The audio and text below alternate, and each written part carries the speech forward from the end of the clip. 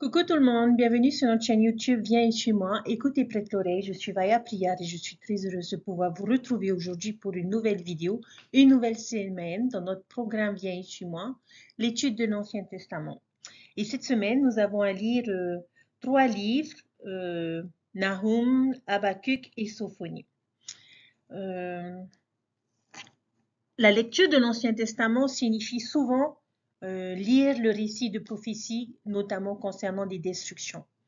Le Seigneur a souvent appelé des prophètes pour avertir les méchants que ses jugements seraient sur eux.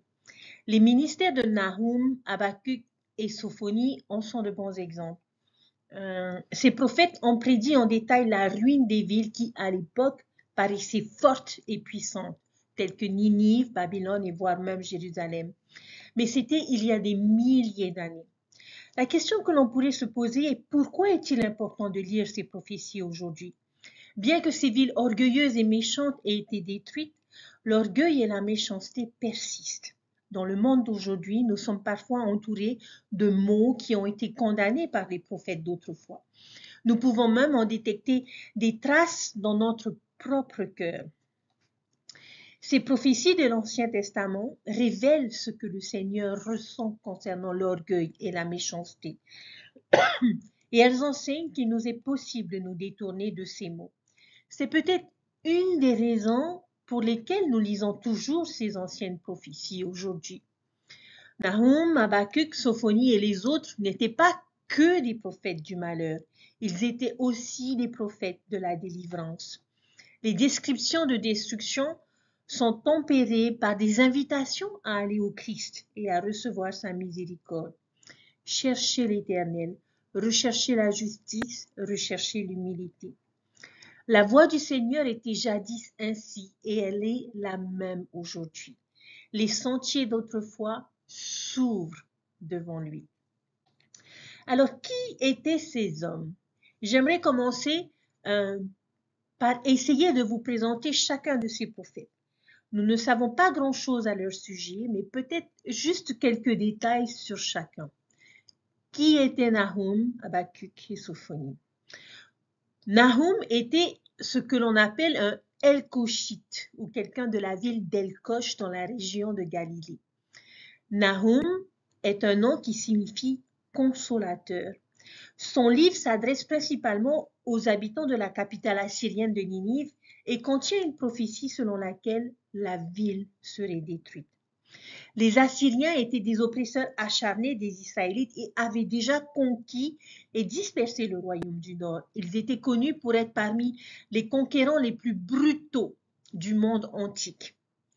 Le livre de Nahum a probablement été écrit entre 660 avant Jésus-Christ et 606 avant Jésus-Christ. Habakkuk, nous ne savons ni quand ni où ce livre a été écrit, mais plus que probablement, il a été écrit juste avant le siège babylonien de Jérusalem en 597 avant Jésus-Christ. Habakkuk était du royaume du sud de Juda et son nom signifie embrasser, ce qui correspond très bien au message de son livre et vous comprendrez pourquoi. Son message est un peu peut-être comparé à une étreinte du ciel. Certains érudits pensent que Habakkuk était peut-être un musicien parce que l'on retrouve des éléments musicaux dans ses écrits, un peu comme nous l'avons vu dans le livre des psaumes. Et une dernière chose intéressante à noter dans ce livre est que les prophéties d'Habakkuk se trouvent parmi les écrits découverts dans les manuscrits de la mer Morte. Sophonie, quant à lui, a exercé son ministère pendant le règne du roi Josias, dont nous avons étudié l'histoire un peu plus tôt cette année lorsque nous avons étudié le livre de 2 Rois. Cela place donc ses écrits autour des années 639 avant Jésus-Christ et 608 avant Jésus-Christ. Et son nom signifie « Le Seigneur se cache » ou « Le Seigneur guette », ce qui fonctionne également bien avec son livre car une grande partie de son contenu se concentre principalement sur la seconde venue. Il était peut-être l'arrière-petit-fils du roi Ézéchias. Très bien.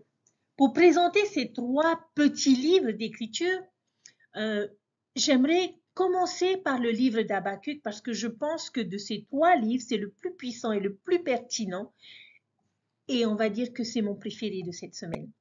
Cela ne veut pas dire que Nahum et Sophonie ne sont pas bons, bien au contraire.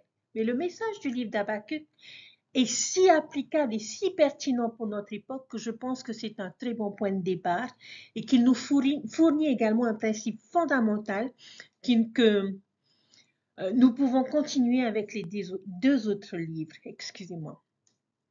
Alors, j'aimerais vous poser une question, chers frères et sœurs. Avez-vous déjà eu l'expérience d'un labyrinthe? Comment avez-vous vécu cette expérience? Est-ce que vous vous êtes perdu? Avez-vous été confus? Est-ce que vous avez retrouvé votre chemin? Je crois que la vie peut être un peu comme naviguer dans un labyrinthe difficile à certains moments. Nous pouvons nous sentir perdus, pris au piège ou confus. Il y a cependant un petit secret sur les labyrinthes que beaucoup de gens ne connaissent pas. Il existe une méthode infaillible pour traverser presque tous les labyrinthes, garantie de fonctionner à chaque fois. Maintenant, ce n'est peut-être pas le moyen le plus rapide d'en sortir, mais il est possible que si vous décidez de vous frayer un chemin au hasard, vous aurez peut-être la chance que vous trouviez votre chemin plus rapidement, mais vous laissez beaucoup de place au hasard. Alors, quelle est la solution à chaque labyrinthe? C'est de choisir le bien. C'est certain, choisir le bien va vous aider. Et ce que je veux dire par là, c'est de toujours chaque fois que vous arrivez à un carrefour, c'est prendre un virage à droite. Choisissez cette même direction à chaque fois que vous arriverez à un carrefour et vous arriverez à la fin du labyrinthe. Maintenant, si vous arrivez à une impasse, ce qui pourrait très bien arriver, vous n'avez pas besoin de vous inquiéter. Faites demi-tour, revenez dans la direction d'où vous venez et encore une fois, choisissez la droite au prochain carrefour. Et si cette explication vous déroute toujours, voici une autre façon de voir les choses. Si vous deviez simplement poser votre main sur le bon mur et simplement marcher et ne jamais lâcher ce mur, continuez simplement à faire glisser votre main et à suivre ce mur et cela vous mènera également à votre destination. C'est exactement comme la vie, chers frères et sœurs. La vie fonctionne à peu près de la même manière. La meilleure façon de surmonter les choix et les défis de la vie est de choisir le bien, toujours. Et quand on a l'impression d'être dans une impasse, il ne faut surtout pas désespérer, ne pas abandonner, juste faire demi-tour et continuer. Nous ne devons pas nécessairement considérer chaque impasse comme une erreur, mais plutôt comme une expérience. Maintenant, nous savons dans quelle direction ne pas aller. Et lorsque la vie devient confuse, lorsque nous nous sentons perdus ou déconcertés par les choses que nous voyons se produire autour de nous, il existe des principes et des pratiques qui peuvent nous aider à traverser presque tout. Nous n'avons pas à errer sans but dans la vie en espérant simplement que nous finirons par bien faire les choses. Le livre d'Habakkuk, chers frères et sœurs, commence par une prière que j'appellerai la prière labyrinthe prononcée par le prophète. Il est évident qu'à ce moment-là, il se sent perdu et déconcerté par le monde qu'il voit autour de lui. Et c'est le genre de prière que je crois que beaucoup d'entre nous prient parfois dans nos vies. Je veux donc que nous lisions cette prière dans le chapitre 1, les versets 2 à 4, et que vous me disiez ce qui le rend confus. Jusqu'à quand, Éternel, j'ai crié, tu n'écoutes pas. J'ai crié vers toi à la violence et tu ne secours pas. Pourquoi me fais-tu voir l'iniquité et contemples-tu l'injustice?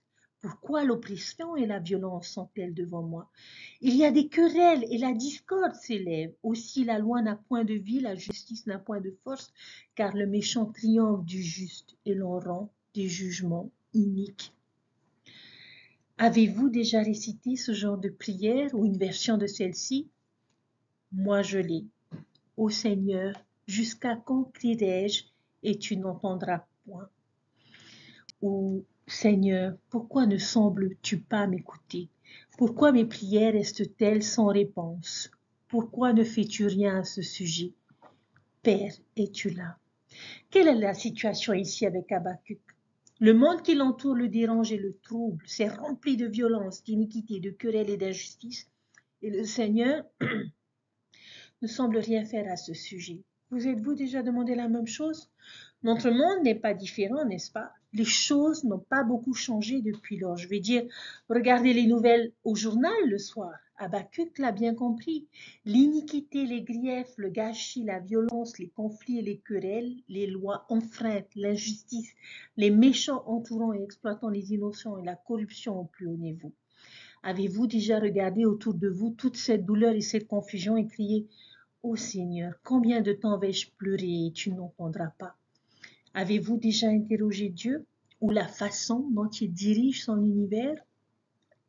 Peut-être avez-vous prié cette prière à un niveau plus personnel, en considérant les difficultés et les défis auxquels vous êtes confrontés dans votre propre vie. Que la violence, la discorde ou l'injustice que vous vivez est beaucoup plus proche de chez vous par nature. Je suis sûre que beaucoup d'entre vous ont enduré ou endurent actuellement des circonstances assez horribles, des tragédies insupportables, une grande douleur et des situations déconcertantes. Et au plus profond de ces temps sombres, peut-être avez-vous récité la prière d'Habakkuk. Jusqu'à quand pleurerai-je et tu n'entendras pas? Joseph Smith a prononcé cette prière dans la prison de Liberty lorsqu'il s'est écrié « Ô Dieu, où es-tu et où est le pavillon qui couvre ta cachette ?» Abraham a prié cette prière, Job a fait cette prière, Jérémie a fait cette prière, même Jésus lui-même a pris une version de cette prière sur la croix et a dit « Mon Dieu, pourquoi m'as-tu abandonné ?» Il y a une ligne dans l'œuvre de Macbeth, la pièce de Shakespeare qui, selon moi, capture très bien l'émotion et le sentiment de ces prières de labyrinthe. Macduff prononce ces mots après avoir appris que sa famille a été tuée et dit « Le ciel a-t-il regardé et n'a pas voulu prendre leur part ?» Chers frères et sœurs, je sais que je me suis demandé cela parfois. Pourquoi le ciel n'a-t-il rien fait à ce sujet? Dieu a certainement le pouvoir de faire quelque chose, mais si souvent rien ne semble être fait, quel autre type de situation vous ont poussé à faire cette prière? Qu'en est-il en termes de foi? Vos doutes et vos questions vous ont-ils déjà poussé à dire cette prière du labyrinthe? Lorsque nous rencontrons des défis à nos croyances, des angoisses qui semblent déchirer nos témoignages, peut-être quelque chose de l'histoire de l'Église, une politique passée ou actuelle de l'Église, une expérience négative avec un dirigeant de l'Église, où nous prions et prions pour que notre foi soit confirmée et les réponses ne semblent pas venir. Alors, que fait-on dans ces situations, chers frères et sœurs? Que faisons-nous des prières apparemment sans réponse? Le livre d'Habakkuk a une aide à nous offrir. Maintenant, en ce qui concerne ce livre, sa principale préoccupation concernait l'état du peuple d'Israël lui-même. Toute la violence et l'iniquité qu'il voit autour de lui viennent de son propre peuple. Et le prophète se demande si Dieu va faire quelque chose à ce sujet. Et dans les versets 5 à 11, le Seigneur lui répond en disant qu'il est conscient de ce qui se passe et qu'il va envoyer les Babyloniens et qu'ils vont conquérir Juda et abattre leur orgueil et la méchanceté. Babylone sera sans réponse. Mais Habakkuk n'est pas très satisfait de cette réponse, comme beaucoup d'entre nous parfois. Cela soulève une autre question et préoccupation. Les Babyloniens sont encore plus méchants que le peuple de Juda. Ils sont bien pires. Ils traitent des gens comme des animaux, comme des poissons dans un filet pour les emporter et les dévorer. Comment le Seigneur a-t-il pu utiliser une nation aussi corrompue comme son instrument? Regardez le verset 13. Tes yeux sont trop purs pour voir le mal et tu ne peux pas regarder l'iniquité. Pourquoi regarderas-tu les perfides et te tairas-tu quand le méchant dévore celui qui est plus juste que lui? Je ne comprends pas pourquoi vous laisseriez une nation encore plus méchante dévorer votre peuple pécheur comme il est. Et donc le reste du livre traite de cette question et de cette préoccupation particulière. Chers frères et sœurs, quand nos prières semblent sans réponse, étudions ce livre du point de vue de nos propres défis, questions et doutes. Y a-t-il quoi que ce soit dans ce livre qui puisse nous aider à naviguer dans les prières du labyrinthe de nos propres vies? Je crois sincèrement qu'il y en a. Et je nous invite à étudier attentivement les quelques versets suivants que je viens déjà d'afficher pour l'un d'entre eux et à réfléchir à la manière dont ils pourraient nous aider lorsque nous rencontrons ce genre de situation. Le premier se trouve dans le chapitre 2, les versets 1, 2, 3 et 4. J'étais à mon poste et je me tenais sur la tour. Je veillais pour voir ce que l'Éternel me dirait et ce que je répliquerais après ma plainte. L'Éternel m'adressa la parole et il dit, écris la prophétie, grave-la sur des tables afin qu'on la lise couramment, car c'est une prophétie dont le temps est déjà fixé. Elle marche vers son terme et elle ne mentira pas. Si elle tarde, attends-la, car elle s'accomplira certainement. Voici, son âme s'est enflée, elle n'est pas à droite de lui, mais le juste vivra par sa foi.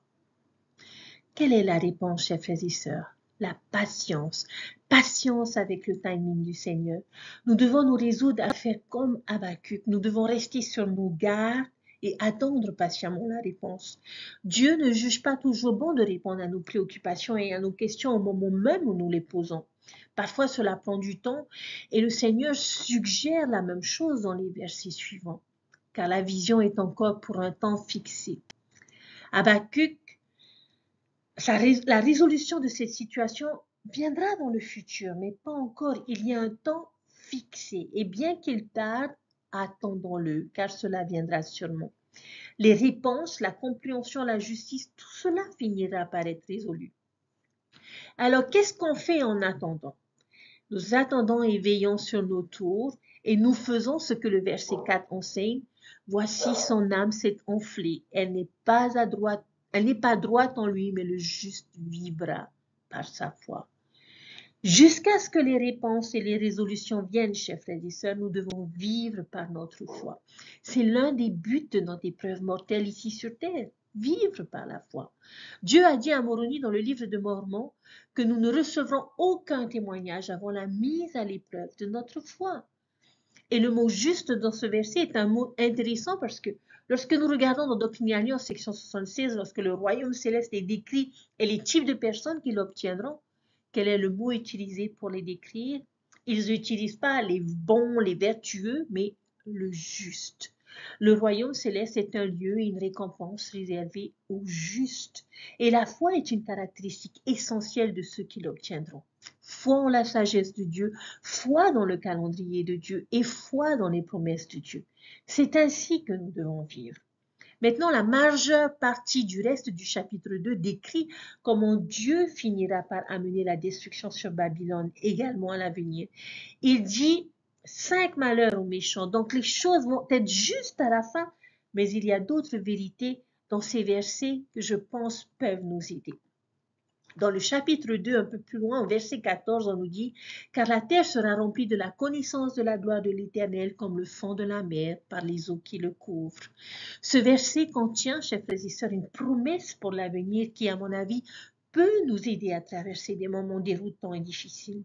Si nous regardons dans les notes de page pour le chapitre 2, verset 14, nous remarquons qu'il nous envoie au guide thématique sous le thème « Destin de la terre ». À l'avenir, la terre ne sera plus comme elle est maintenant. Dieu ne nous révèle peut-être pas toute la vérité, la connaissance et la compréhension maintenant, mais nous croyons qu'un jour il le fera. Un jour, la terre sera remplie de sa connaissance. Et jusque-là, nous devons veiller, attendre et vivre par la foi. Beaucoup se posent des questions sur ce qu'étaient les choses avant le conseil prémortel dans les cieux. Des choses comme d'où vient Dieu, comment l'univers a-t-il commencé, si tel quel homme Dieu était autrefois est vrai, comment cela a-t-il fonctionné, quels sont les détails de cela, ou certains se posent parfois des questions sur ce que seront les choses dans les éternités. Une fois que les esprits de Dieu auront été répartis dans le royaume, que feront-ils?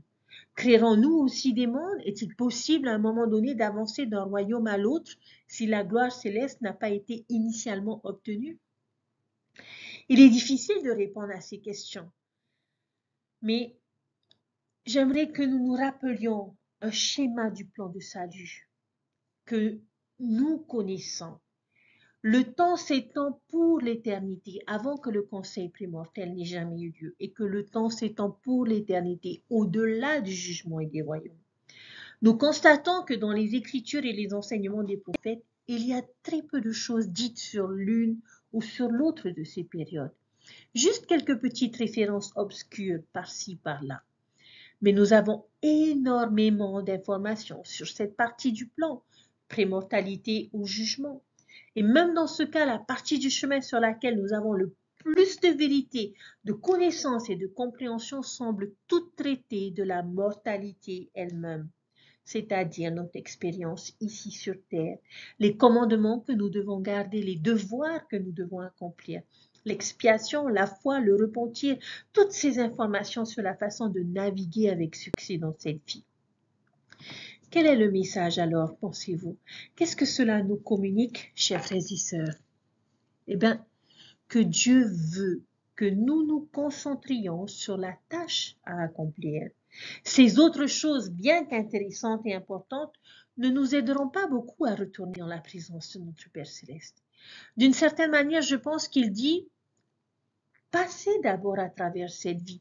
Concentrez-vous sur la mortalité pour le moment. Et si vous restez fidèle, je vous promets qu'il viendra un jour où toutes ces choses vous seront expliquées, où tout deviendra limpide pour chacun d'entre nous.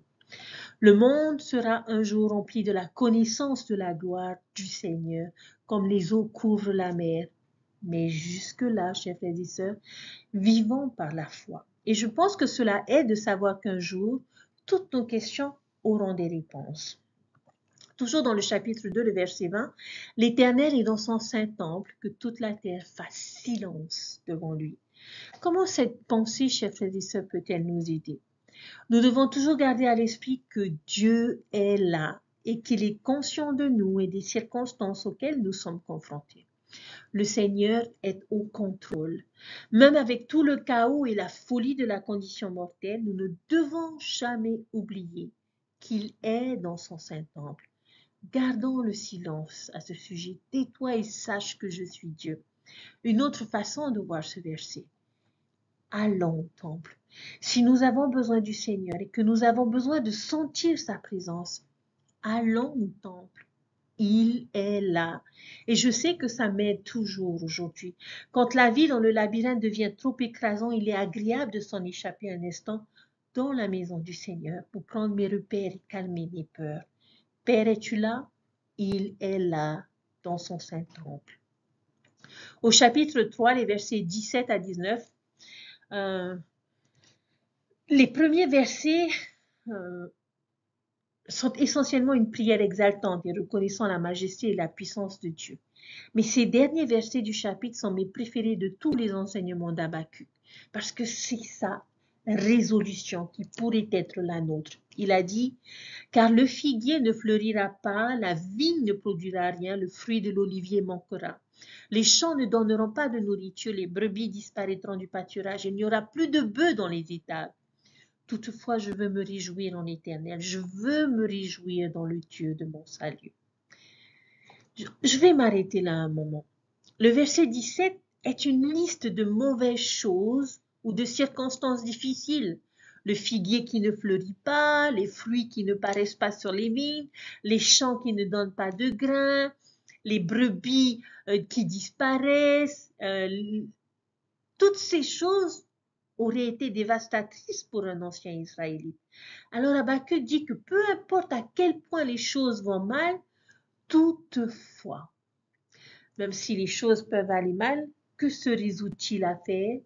Je veux me réjouir en l'Éternel. Je veux me réjouir dans le Dieu de mon salut. Il est possible de trouver encore de la joie au milieu de nos épreuves et de nos doutes. Il est possible de trouver de la joie même lorsqu'on est entouré d'un monde méchant. Dieu nous a donné les deux sortes de choses à expérimenter dans la vie. Les joies, les peines, les succès et les échecs, les triomphes et les tragédies. Ainsi comme Habakkuk, nous décidons de trouver de la joie dans le voyage. Nous ne devons pas permettre à ces moments difficiles de détruire notre foi et notre amour pour Dieu. Au lieu de cela, nous pouvons nous tourner vers ceux que nous aimons et compter sur eux. Nous pouvons compter nos bénédictions et choisir de nous concentrer sur les aspects positifs de notre vie. Nous pouvons être reconnaissants de la force et de l'expérience que nos difficultés nous procurent. On peut se rendre compte que les choses pourraient être pires. Nous pouvons nous rappeler que les épreuves ne durent pas éternellement. Et il nous faut avoir foi en la promesse de Dieu que tout concourt au bien de ceux qui aiment Dieu. Il y a toujours de quoi se réjouir. Et puis vient cette superbe pensée au verset 19. L'Éternel, le Seigneur, est ma force. Il rend mes pieds semblables à ceux des biches et il me fait marcher sur mes lieux élevés, au chef des chantres avec instruments à cordes. J'aime beaucoup ce verset.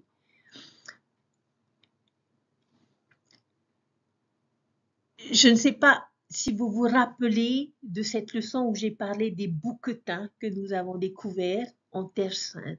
Ces bouquetins du désert qui semblent défier la gravité lorsqu'ils courent le long des falaises.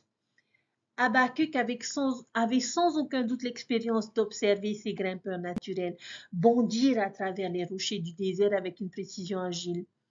Et c'est pour moi une analogie extraordinaire pour la foi. Il y aura des moments dans chacune de nos vies où notre foi sera mise à l'épreuve, lorsque le chemin droit et resserré se rétrécira vraiment de minuscules rebords et mettra à l'épreuve notre détermination et notre dextérité spirituelle.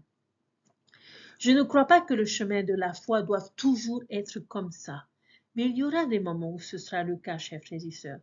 Je crois que le Seigneur permet qu'il en soit ainsi. Il sait que la force vient des épreuves, la force vient de la confiance, vient par l'épreuve. Ces moments de test de foi peuvent être effrayants et précaires. Regardez ces bouquetins sur ce barrage. Okay? Et il exprime sa foi et il compare cette foi à ses pieds de biche où il a ces moments spirituels précaires.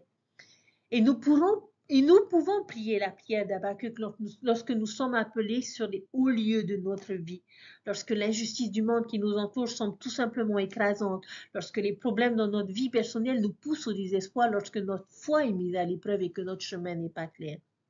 Habakkuk nous enseigne comment nous devons vivre par la foi. Nous devons avoir confiance, chers frères et sœurs, en un Dieu qui peut nous donner la force de nous empêcher de tomber. Nous devons avoir confiance en sa capacité à nous donner des pattes de biche. J'ai eu l'occasion de regarder un documentaire qui raconte l'histoire d'un alpiniste, Alex Honnold, qui a accompli un exploit incroyable. Il a escaladé toute la face d'une montagne sans corde. Un petit dérapage de sa part et c'était la mort certaine. Et il était juste étonnant de voir comment il était capable de mettre presque tout son poids corporel sur de minuscules rebords dans sa grimpée. Imaginez le genre de force qui était nécessaire dans ses doigts, mais il avait une telle confiance et une telle tranquillité, il savait qu'il pouvait le faire, qu'il pouvait grimper sans crainte. C'est peut-être ce que Dieu peut faire avec nous. Il peut renforcer nos doigts pour pouvoir nous accrocher à ces affleurements étroits de notre vie. Et nous pouvons grimper en toute confiance et arriver victorieusement au sommet de nos propres montagnes. Par conséquent, lorsque mes rebords de vie se rétrécissent, puissions-nous prier pour avoir des pattes de biche et des mains comme cet alpiniste. Quelle est notre vérité pour cette semaine, chers frères et sœurs?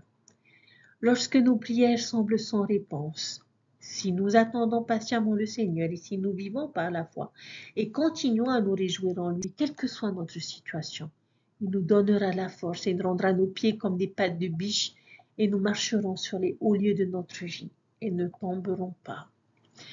Avez-vous déjà senti le Seigneur vous donner ces pattes de biche?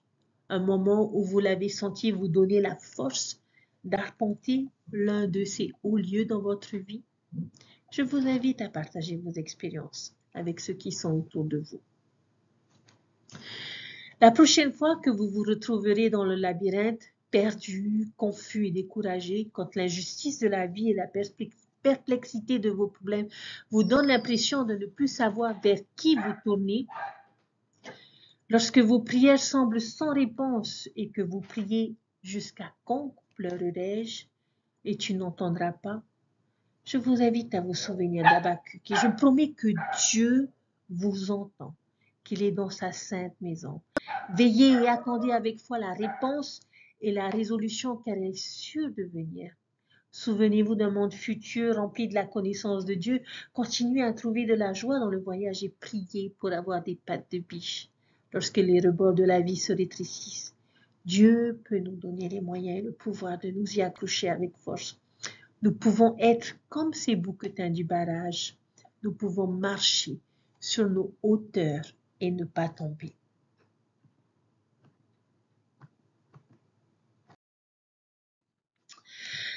Pour Nahum et Sophonie, nous allons construire un peu à partir de cette vérité.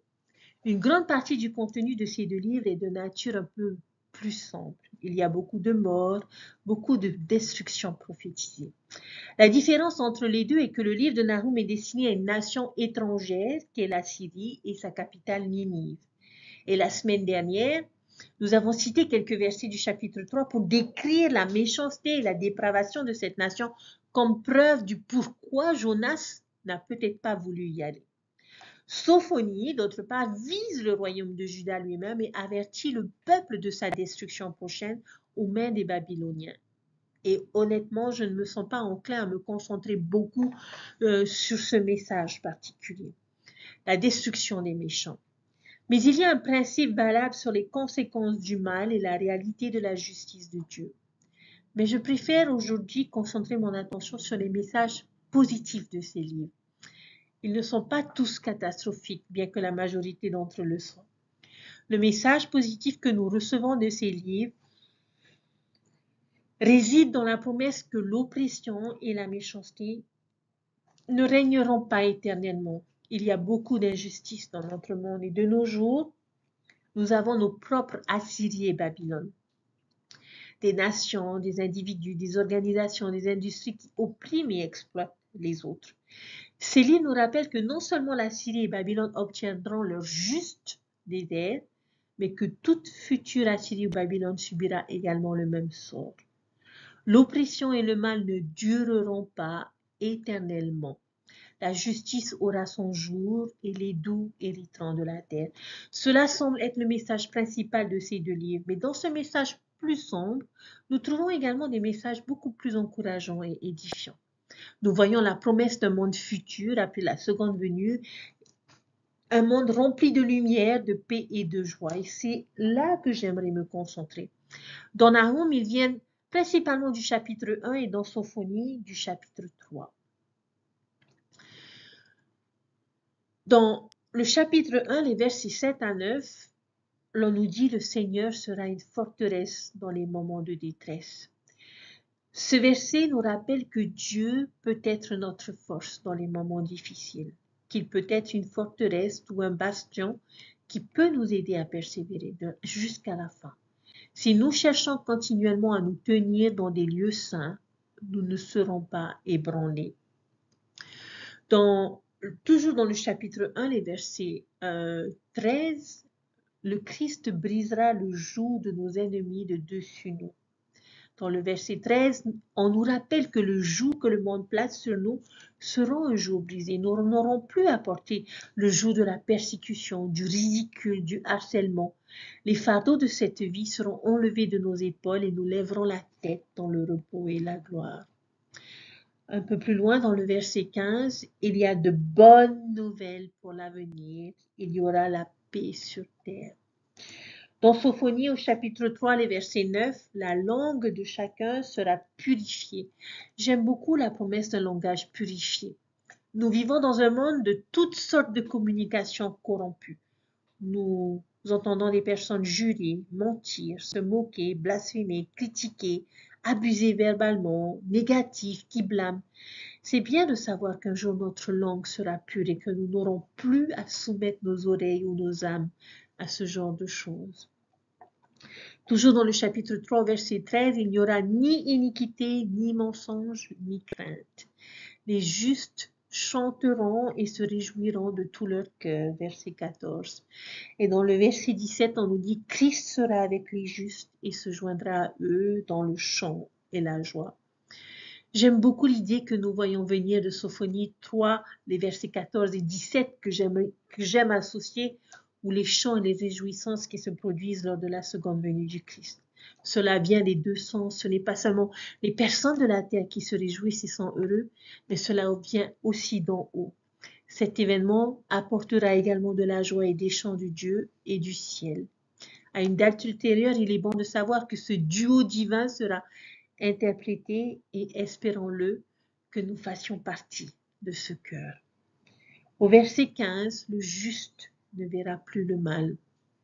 Et puis globalement, comment ne pas aimer la promesse du verset 15, tu ne verras plus le mal. Je ne peux tout simplement pas attendre le jour où cette promesse sera tenue. Et enfin, dans le verset 19, louange et renommée dans tous les pays au lieu de l'affliction. Chers frères et sœurs, la vérité que je ressens dans ces livres et ces versets nous enseigne. Même si les justes peuvent faire face à l'oppression, au mal et à la persécution, quand le Christ reviendra, tout ira bien et toute oppression cessera. Laquelle des promesses de cette liste est votre préférée et pourquoi? Nous bouclons la boucle ici avec ces 3 livres. Revenons à notre question initiale d'Habakkuk sur la façon dont le Seigneur peut permettre tant de négativité, de tyrannie, d'iniquité sur cette terre. La promesse de Nahum, Habakkuk et Sophonie est que toutes ces choses prendront fin un jour. Le destin de cette terre est joyeux. La mortalité a une fin heureuse. La justice triomphera. Tout mal cessera et les justes se réjouiront. La douleur et l'opposition sont temporaires. Que nous vivions par la foi dans ce résultat glorieux ou que nous répétions pour ce duo divin que nous chanterons un jour, est mon espoir et ma prière pour chacun d'entre nous. Je vous témoigne que Dieu vit et qu'il est là,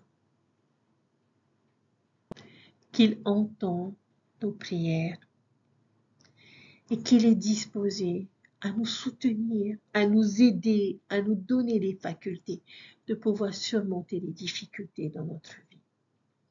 Cherchons-le, venons à lui, trouvons-le, allons au temple, cherchons-le dans nos écritures, cherchons-le dans nos cantiques, cherchons-le dans nos prières et je vous témoigne que nous le trouverons parce que nous sommes ses enfants et qu'il a soin et aime chacun d'entre nous. Dieu vit, Jésus-Christ vit, il est notre Sauveur et notre Rédempteur. Tournons-nous vers lui et il portera nos fardeaux et il nous donnera la force, la patience pour pouvoir surmonter les difficultés dans notre vie. Tout ce que nous avons à faire, chers frères et sœurs, c'est vivre par la foi. Au nom de Jésus-Christ. Amen. Je vous souhaite une belle semaine, chers frères et sœurs, une belle découverte dans vos écritures et puissiez-vous apprendre à connaître davantage notre Sauveur et notre Père Céleste à travers ces versets. Ne vous découragez pas, nous arrivons bientôt à la fin de notre Ancien Testament et nous pourrons nous réjouir et dire que nous avons lu et médité l'Ancien Testament. Faites votre part et le Seigneur fera la sienne. Belle semaine, belle découverte. Nous entrons bientôt dans le mois de décembre où nous allons éclairer le monde. Et puissions-nous l'éclairer à travers notre programme Viens chez moi. Au nom. Prenez soin de vous et je vous dis à très bientôt. Bye.